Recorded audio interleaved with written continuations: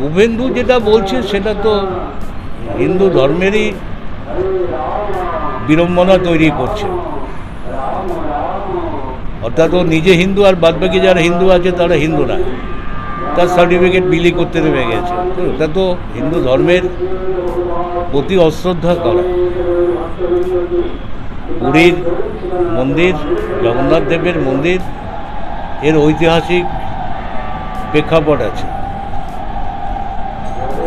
আর সেই প্রেক্ষাপটকে কেন্দ্র করে যদি সার্বিকভাবে ভারতবর্ষের রাজনৈতিক দল যদি মনে করে ভোটের রাজনীতিতে জগন্নাথ দেবকে হাঁটাবে, নিয়ে যাবে, ভরসা করে তাকে ব্যবহার করবে, এটা হিন্দু ধর্মের সংকট, এটা হিন্দু ধর্মের অপব্যাখ্যা।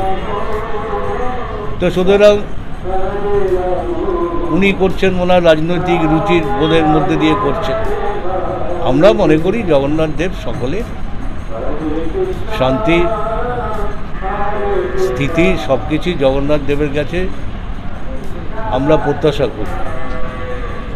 বিশেষ করে আমরা নদিয়ার মানুষ, নিমাই চৈতন্যর মহাপ্রভুর দেশের মানুষ। আমরা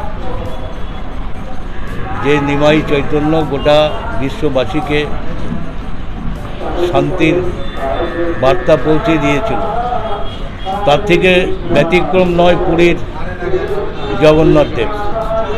তো সুতরাং ও রাজনীতি করার,